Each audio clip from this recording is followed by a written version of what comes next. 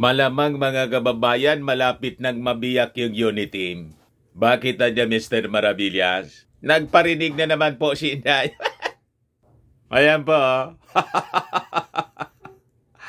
Sabi diyan sa balita, know your friends are. Sabi ni, your true friends are. Sabi ni VP Sara Duterte. Nag-message po sa kanyang Facebook account. Saka din yun niya nahalata doon sa departure ng ating Pangulong Bongbong Marcos. Tensyonado po. After ng speech ni PBBM, hindi na po di man lang nagipag-interact mga kababayan sa ating Pangulo. The usual na ginagawa niya noon, alis agad siya.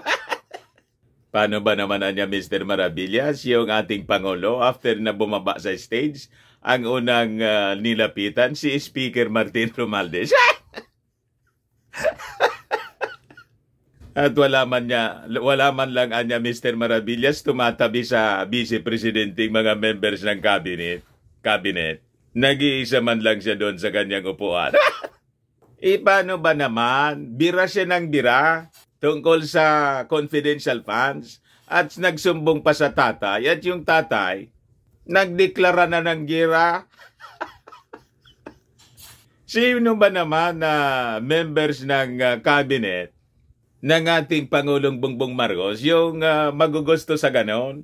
Pero ano niya, Mr. Maravillas, ang tingin mo? Ang tingin ko po, ang gut feel ko po, malamang hindi na magtatagal, magre-resign na lang si Inday as Defense Secretary.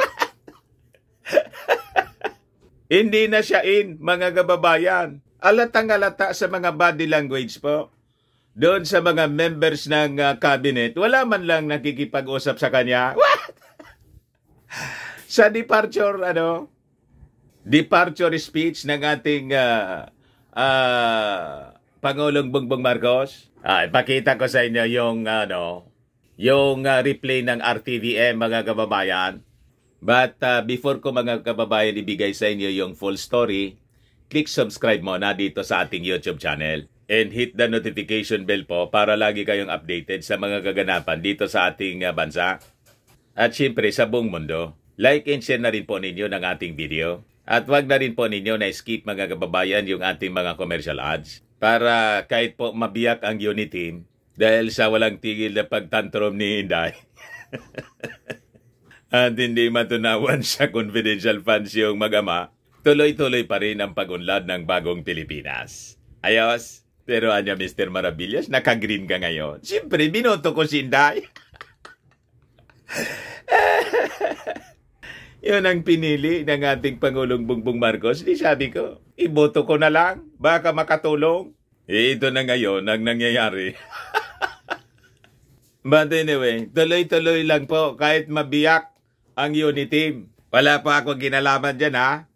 Ay, ganyan, Mr. Maravillas, kasi intriga ka ng intriga. Anong intriga? Nagkwento lang ako kung anong ginagawa nila. Hugas kamay naman ako, Poncio Pilato. Sabi ko sa inyo, wala man po akong kapangyarihan. Wala akong impluwensya sa kanila. Distant observer lang ako. Nandito ako, napakalayo ko mga kababayan. Wala man ako dyan sa Maynila. Hindi ko man sila nakakausap. Kaya kung mabiyak po yung unit team, ang dahilan po niyan, si Inday man lang po ang dahilan. Siya man lang ang gumawa ng problema. At saka yung kanyang tatay. Yung kanilang kampo, sino yung nagsimula niyan? Kung hindi po yung ambisyon ni the little girl. Siyempre po, yung tiwala ng ating Pangulong Bongbong Marcos sa pinsan kay Martin. O nag-attempt po si little girl na best friend ni Inday. Na original member ng bandang The Platters. Nagsimula kay Hilo Garci po. Tapos nagparinig siya ng tambalos-los. Nagkaayos na sana. Tapos ito na yung confidential funds mga kababayan. Si Inday yung may sabi na I leave it to your wisdom sa Congress. Yun pala, masama yung loob niya. Nang tanggalin ng Congress yung kanyang confidential funds, nagwawala yung mag-ama. nagpalabas siya ng statement na ang kontra sa confidential funds ay kontra sa kapayapaan. Ang kontra sa kapayapaan ay kalaban ng bayan. Sila man lang yung nagsasalita. Yung ating Pangulong Bongbong Marcos hindi man magpalabas ng statement. Si Martin Romualdez hindi man nagsasalita. Kumbaga, yung mga kasama niya sa Congress kasi nasaktan. Bakit nasaktan? Inakusahan ni Mau Diggs ng kanyang tatay matapos siyang magsumbong.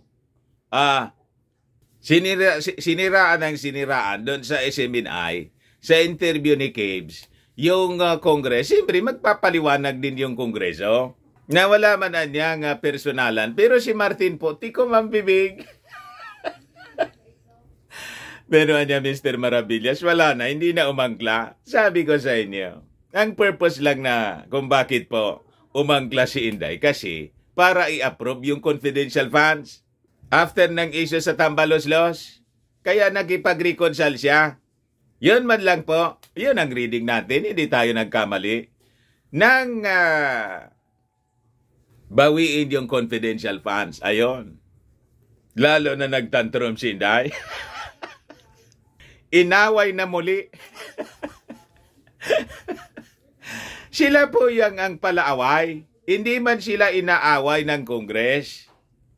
Ngayon naman, nagparinig si Inday. Nililinaw natin itong kwentong ito, yung timeline. The chronology of events. Kasi mahilig silang mambaliktad. Yung mga propagandist po, na mga DDS vloggers, minamali po yung Kongreso, minamali yung ating Pangulo. Kasi ang gustong sabihin nila, lahat ng bisyo nila ay bisyo. Lahat ng gusto nila. Lahat ng demand nila. Lahat ng luho nila sa buhay. Ibigay ng administrasyon. May mga dapat na priorities, alimbawa dito sa confidential funds, kailangan bigyan ng priority yung mga security agencies. Tapos, siya mismo yung nagsabi, bahala na niya kayo. Di ba? So, pag nabiyak po yung yung tuluyan ng maghiwalay, yung unity, ang rason niyan, mga kababayan, sila. Si Inday, yung mag-ama. Sila ang atake ng atake po. Hindi man po sila inaano. And in fact, sabi ng ating Pangulong Bongbong Marcos, you will be forever my BFF. Siyempre, ang ikakagarantiyan lang naman mga kababayan ng Pangulo, yung personal niya. Kasi yung ating Pangulong Bongbong Marcos, hindi man siya pwedeng magdikta kay Martin.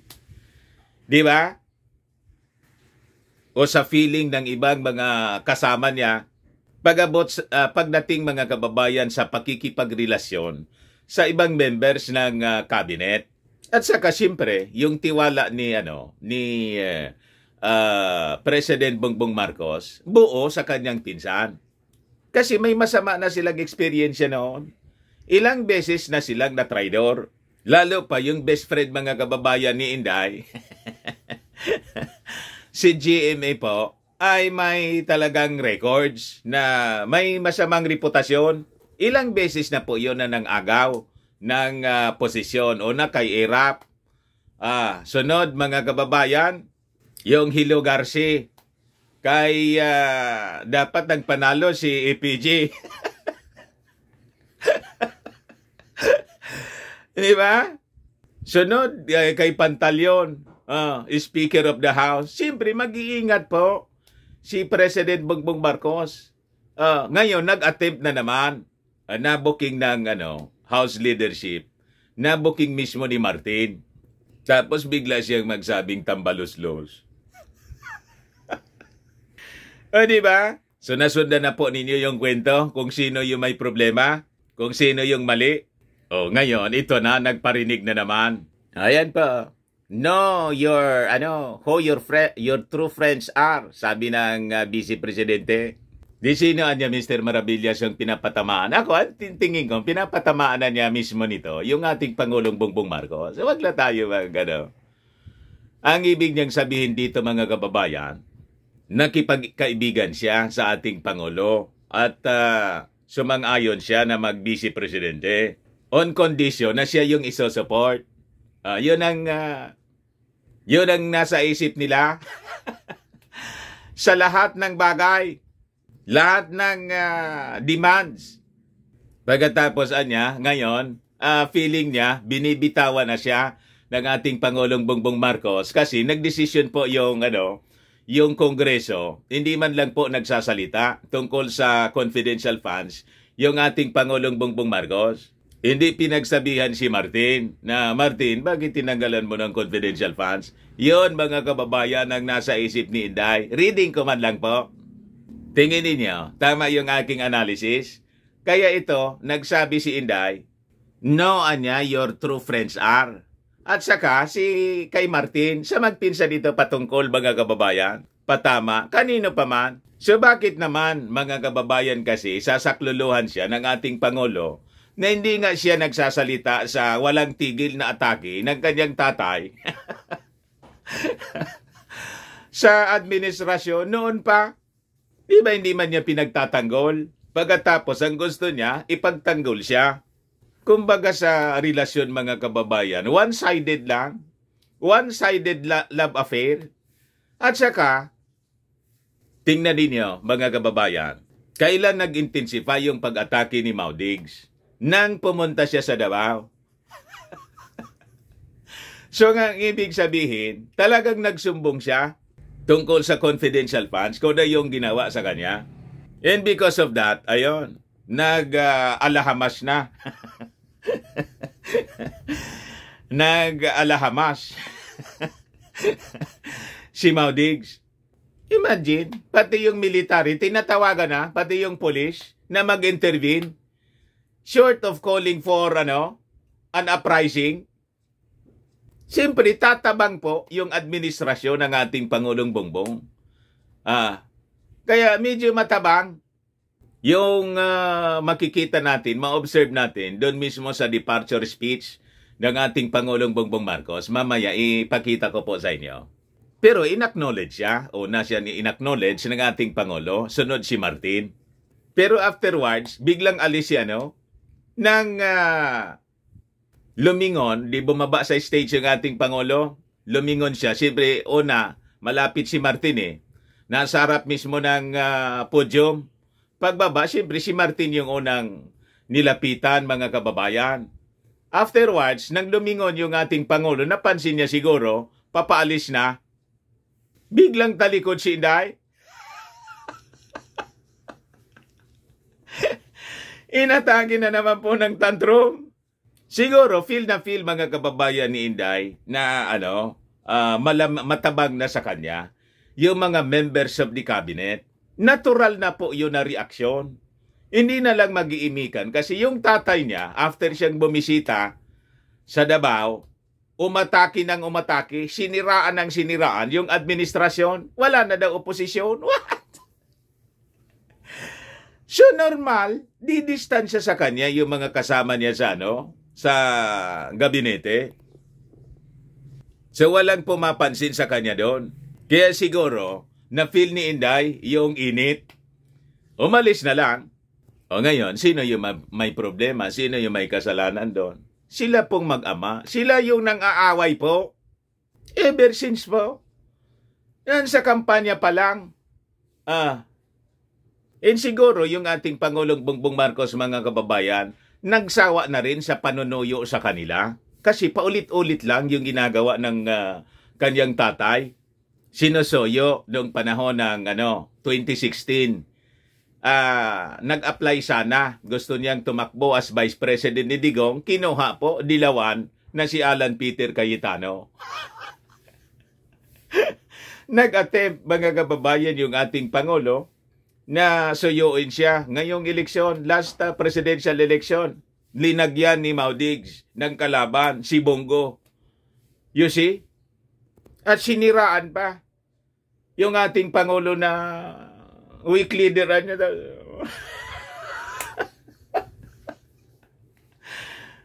You see?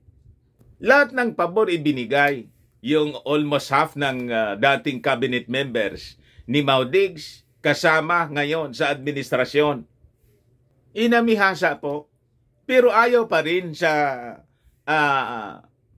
ayaw pa rin tumigil po. In-invite nung SONA. Imbis pumunta sa SONA, pumunta kay Xi Jinping. What?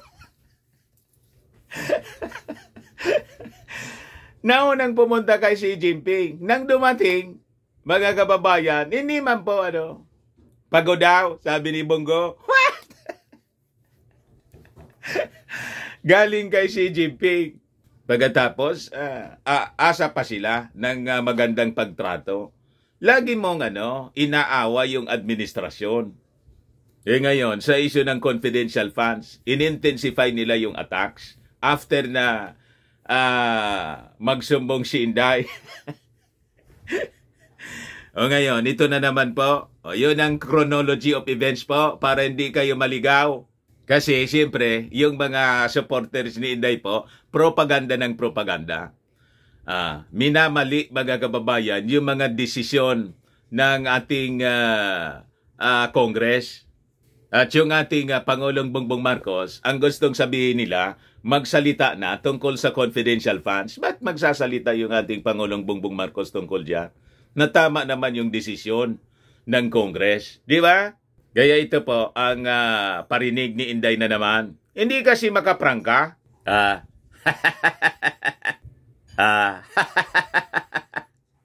Sabi diyan, know who your true friends are. Vice President Sara Duterte warned in a video posted on her Facebook account. Malinaw po, napatama sa ating Pangulong Bongbong Marcos. Tinalikodan niya kaagad doon sa sa departure speech. Inahanap siya. Wala na, tumalikod agad. Umuwi. Sabi diyan, she uploaded a video simply captioned pahayag, Filipino for statement, after the House of Representatives removed the confidential funds allotted to the Office of the Vice President in the Department of Education, which she also heads. Hindi makamove on po si Inday sa confidential funds.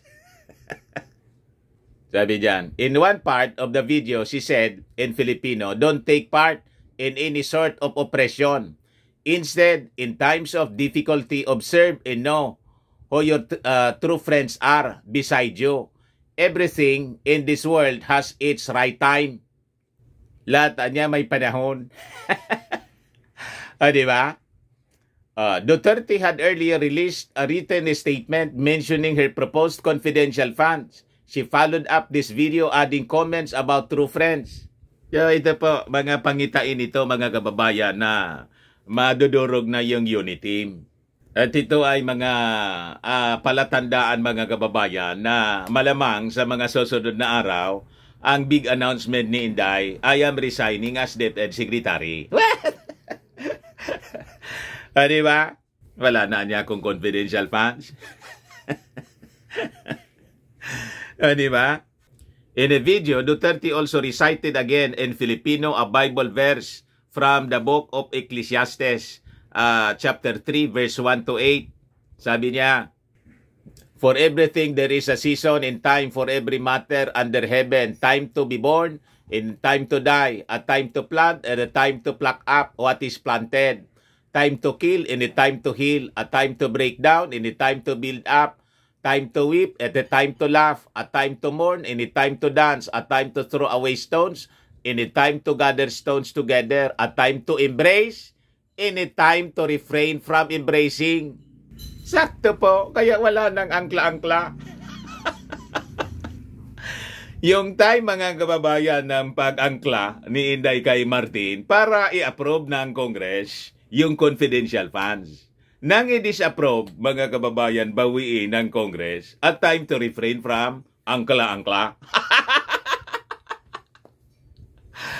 Tama po ang reading natin. Napakalinaw ng mensahe ni Inday. Anong hindi ko malaman na Bible believer po ako. Yung Ecclesiastes, lagi kong nire-recite yan. Ano pa dyan ang sabi sa Ecclesiastes? Time to seek and a time to lose. Ayan. A time to keep and a time to throw away. Time to tear and a time to sue. A time to keep silence, any time to speak. Kaya sigan daldal nila. A time to love, any time to hate. A time for war, any time for peace.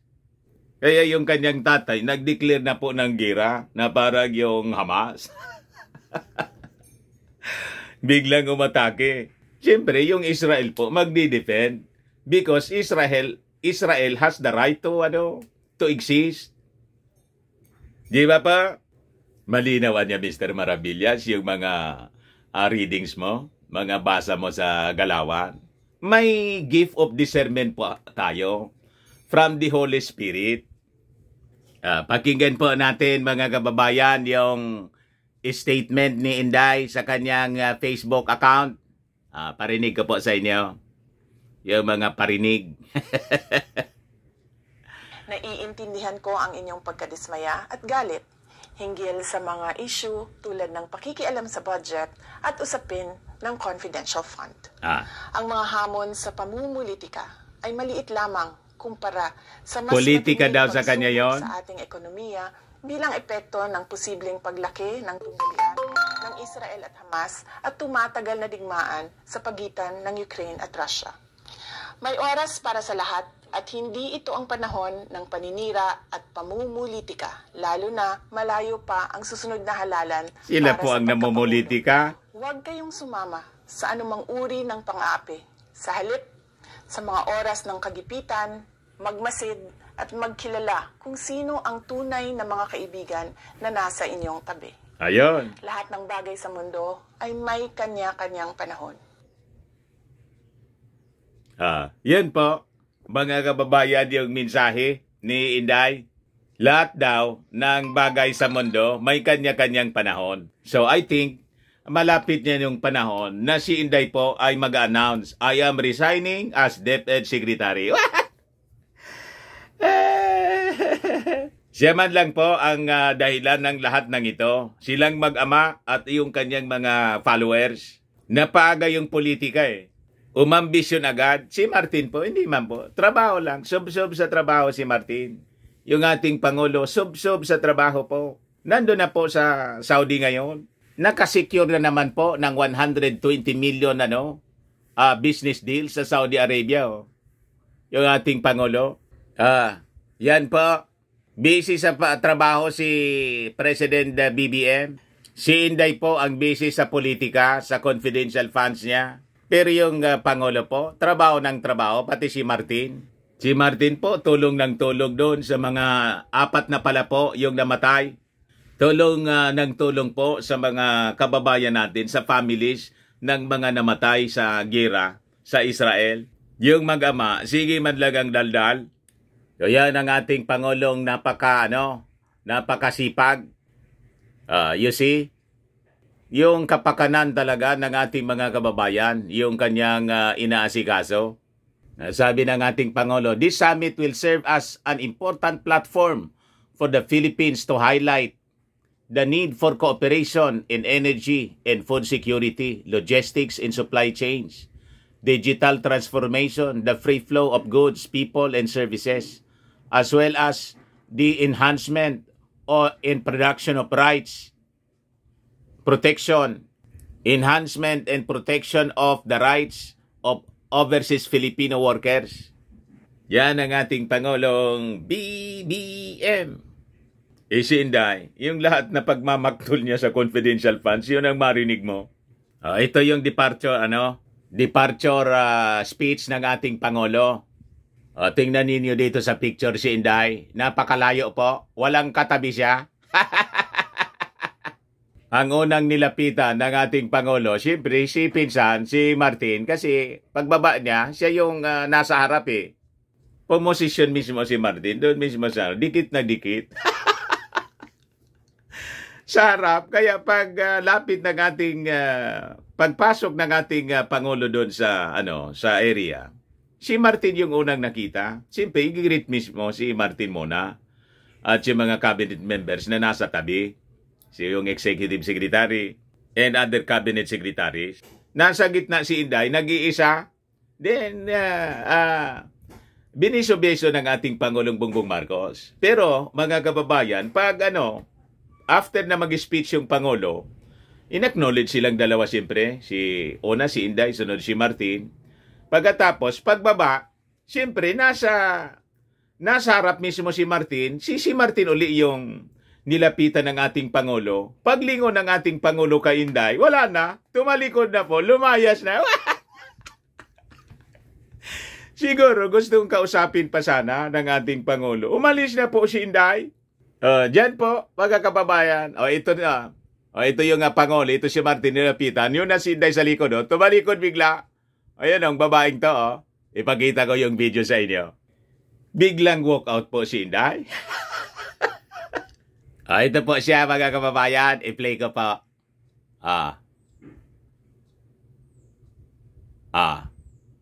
Makikita ninyo dyan. Yung nang nilapitan si Martin siyempre. Tapos, pinuntan si Inday. Biniso-beso. Ayan. Pero si Inday, mga kababayan, tingnan ninyo. Siya lang yung, wala siyang katabi. Mga kababayan. Nag-iisa lang siya doon. Sa nag-iisa lang siya dyan. President Inday, members, Romualdez, members, ayan in-acknowledge ng ating Pangulo. Siyempre. Tingnan ninyo si Inday, nag-iisa siya dyan, ayan si Inday sa gitna. Walang katabi. Walang tumabi. Mga kababayan sa kanya. Ni si Executive Secretary, so si Martino, dati, mga kababayan, yung kung nandyan si First Lady, Lisa Marcos, kaya lang absent si First Lady po, hindi nag-send off sa ating Pangulo. Siya yung katabi ni Inday palagi. Ayan Kita ninyo. Walang gustong lumapit kay Inday.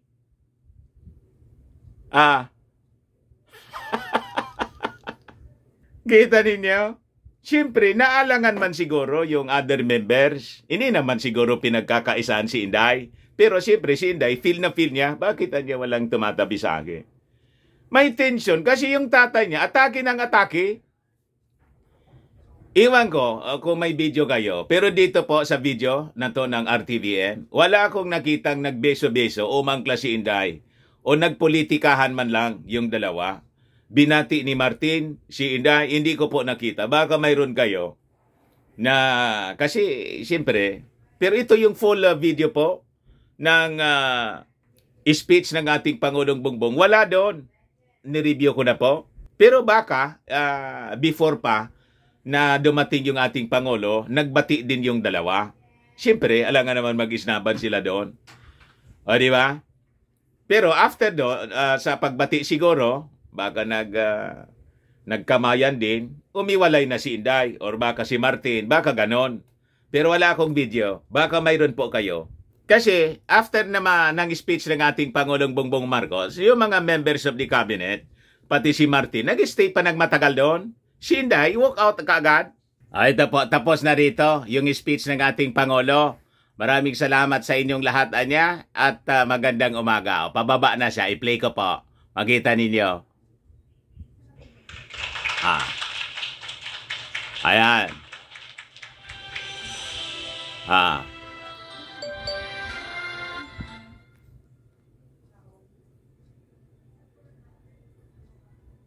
Ayan. Tingnan ninyo.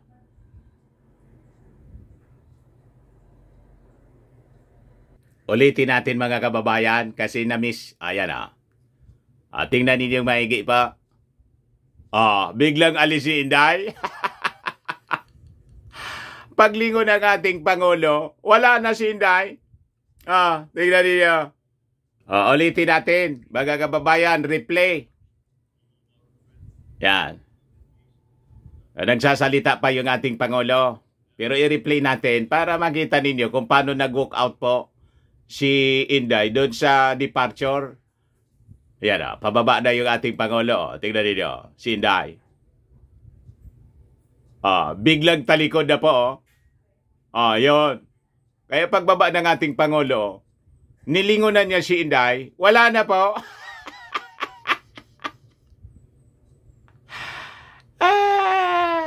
nag-stay pa yung ating Pangulo. Para siguro, feeling ni Inday, sinisilaban siya doon. Nag-stay pa doon. Nag-interact pa with the cabinet members. Di ba? Matagal pa. Matagal pa sila dyan, Gusto siyang sigurong lapitan ng ating Pangulong Bongbong Marcos after ng speech, siyempre. Kasi siya pa rin yung iniwan na caretaker. I think sa mga susunod na araw po, baka hindi naiwan sa kanya. Siyempre, may mga ihahabilin pa sa kanya. Kaya lang, biglang alis na ni Inday, Ang naiwan yung mga members ng cabinet, si Martin Romualdez. Yan doon, kaharap si Gibo Teodoro. Sino pa yan? Matagal pa, mga kababayan, Yung ating Pangulong Bongbong Marcos, courtesy pala to ng RTVM.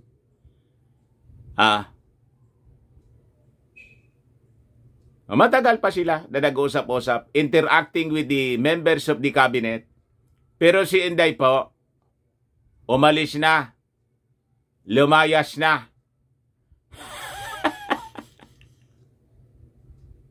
Pagkatapos, ganun yung mensahe niya na know who your true friends are, sabi ni Inday. Di ba alam na this? Alam na this, Mr. Maravillas. Pero Mr. Maravillas, parang tuwang-tuwa ka. Hindi man tayo natutuwa sa ganitong sitwasyon, mga kababayan. Masaya lang lagi tayo. Kaya lang, pag halimbawa, diretso nang nabiyak, nagkahiwala yung unit team po, alam na ninyo kung sino yung may problema. Sino yung nagsimula. Di ba? Ang malinaw po, hindi po yung magpinsan. Hindi yung Marcos, hindi yung Romualdez.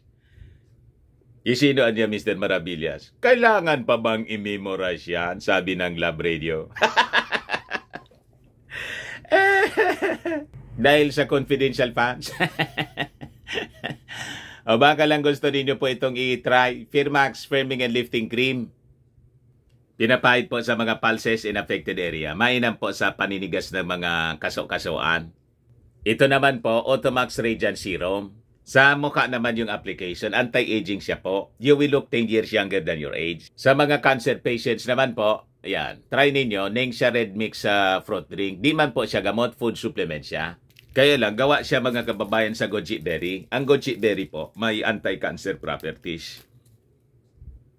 O ngayon, bukas na po yung grand launching namin ng Colossal Fitness Gym.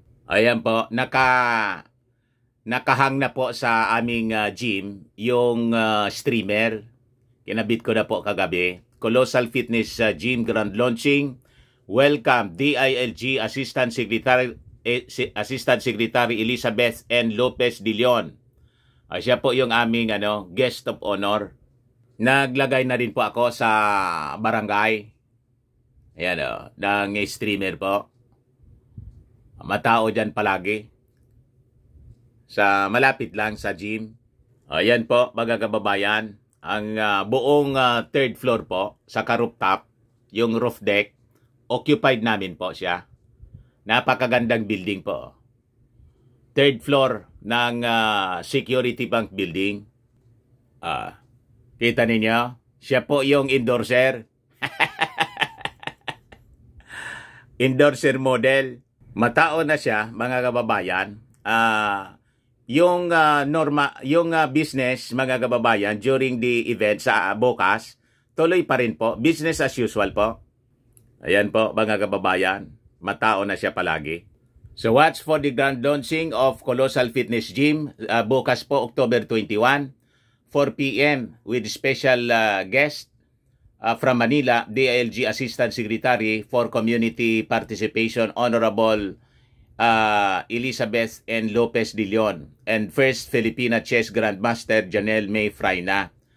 Yung Colossal Fitness Gym po, located at third floor Security Bank Building, Business Park, Lanco Business Park, Legazpi City, Albay. Look for Jilon Maravillas for inquiries. Siya po yung may-ari. Yan po yung programa, mga kababayan. Yan po ang Colossal Fitness Gym namin. Matao na siya.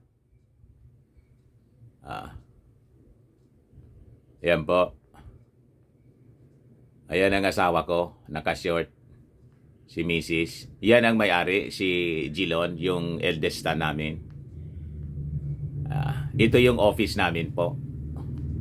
Tuloy-tuloy ang registration. Si Queenie. Ayan po si Mrs. sa office namin. Napakaluwang ng malawak po. Malaki yung space po. Kami na yung pinakang malaki yata dito sa sa Albay. Ito yung cardio area. Pero yung roof deck po, extension namin ng cardio area. Ito yung office namin, di ba? Napakaluwang. Pero dadagdagan namin. Sayang kasi yung space. After ng launching bukas, bibili kami ng additional gym equipment po sa Manila. Ayos pa. Yun po, mga kababayan. Yun man lang. Maraming salamat. Ako po si Dante Maravillas. Bye-bye po. God bless.